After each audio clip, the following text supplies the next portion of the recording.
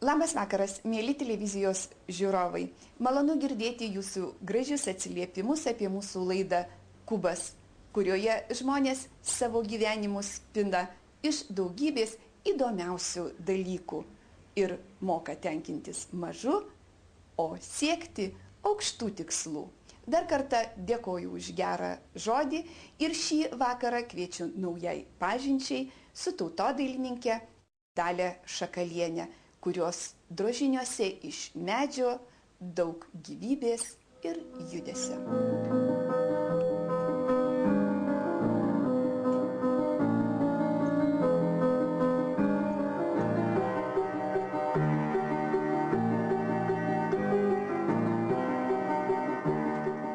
Labai man patinka plaukus daryti. Ir plaukus, ir, sakykime, ir tą veido išraišką tokia išgauti.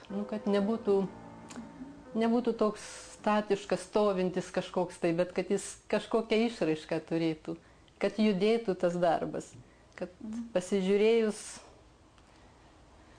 norėtųsi, kad pasižiūrėjus tas darbas kaip gyvas atrodytų. Dalies veikėjai medyje turi pakankamai erdvės judesiui. Žvejys atrodo tuoj ištrauks tinklą pilną žuvies, žynys pakvies prisėsti po ąžuolu, o daugybė mitologinių veikėjų įtrauks į savo gyvenimus, o jų išties čia pakankamai daug. Iš tikrųjų, tai įdomi tema mitologija. Mūsų senasis baltų tikėjimas tas visas ir sakmės, legendos, ten va kaip Eglė Žalčių karalienė, sakykime, arba Jūratė ir Kastytis. Ir tos pačios laumės irgi kaip ir verpia gyvenimo siūlą, kiek skirta žmogui, čia kaip lemtis, kaip likimas galbūt. Broliai žirgai dvyniai, kurie tempė saulę per dangų. Ir raganas pas jūs, oho? Ragana visur populiari, tiek Lietuvoje, tiek užsieny. Čia tokį jau kaip ir portretą raganos padarėm. Irgi, kad būtų išraiška veido. Tokia raganiška, kad būtų. Labai raganiška. Bet stengiuosi daryti, kad nebūtų jinai pikta kažkokia, tai tiesiog, tokių gerų bruožų. Kaip aš sakyčiau, išminties turi ragana. Čia tikriausia turi išminties. Čia labai.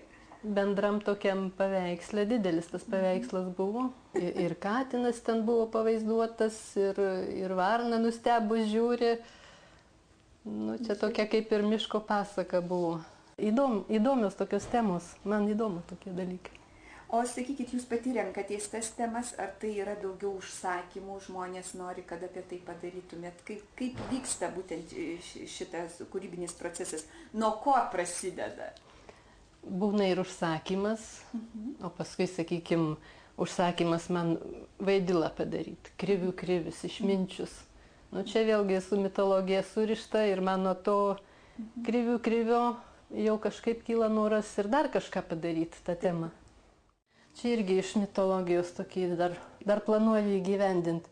Kaip ten vaidila buvo, krivių krivis, iš ąžuolų giraitės išlindęs, tai ir vaidilutės turėtų būti. Iš šventosios ugnies. Taip, vaidilutės saugo šventąją ugnį. Šitą tikiuosi dar padaryti, taip.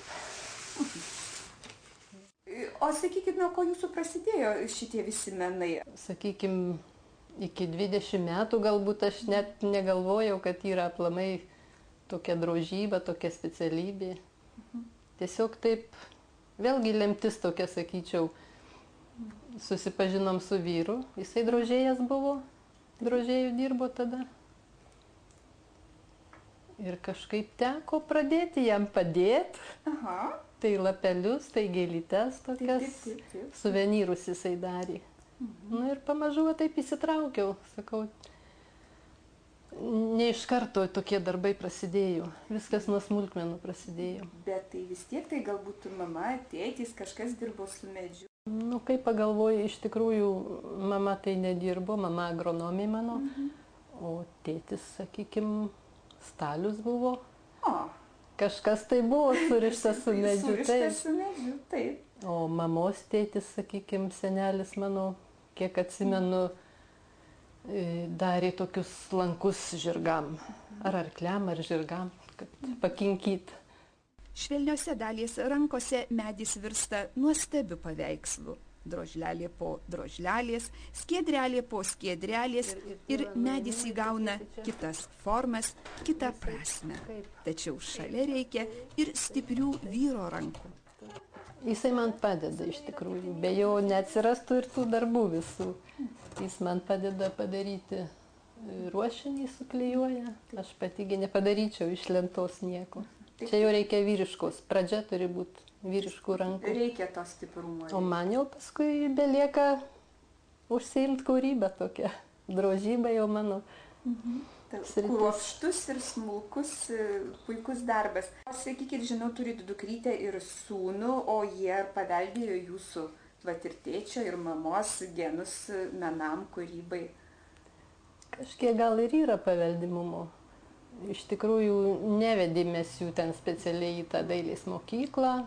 Sūnų, sakykime, iš darželio atrinko į dailės, kadangi jie 12 mokyklą lankė, ten sustiprintas dailės mokymas buvo. Tai va jau sūnus irgi nuo 1 klasės jau į tą mokyklą, o dukra vėlgi taip, čia viskas taip sutapo, kad viskas laiptelis po laiptelio, visi vat į tą dailės pusę ir... O tai sūnus kokią įsigijo profesiją? Sūnus architektūrą baigė. Architektų dabar dirba. O dukrytė? O dukra 11-okė dar, bet jau buvo muzikos pomėgis, baigė muzikos mokyklą, o po to jau pati sugalvojau, kad reikia ir dailės mokintis. Dalies kūrybai didelę įtaką daro muzika, ypač dukros skambinami kūriniai, kurie įsiskverbdami giliai į medį suteikia jam gilesnės emocijas, nuotaikas, judesį. Kaip ir šis vindarys sulinkęs nuo sunkios naštos, bet žvilgsnyje puiki nuotaika. Mergaitė joninių naktį leidžianti į upę vainikėlį ir tikinti savo laimę, puodžius, prilipdęs gausybę puodinių ir manantis, kad uždirbs gausybę pinigėlių. Dar vis norėjau padaryti kubilių. Kubilius tai, kur kubilus daro žmogus. Taip, ne premjeras mūsų. Tai va dar tas nepadarytas. Ar tai, sakykime, batsiuvys koks nors, kaminkretys buvo jau. Labai irgi įdomi tema buvo man tą kaminkretį daryti. Norisi tokią senovę gal daugiau parodyti. Šiuolaikinio gyvenimo mes ir taip matom daug, o tokių va, kas buvo anksčiau. Kas žinoma iš pasakojimų, iš legendų.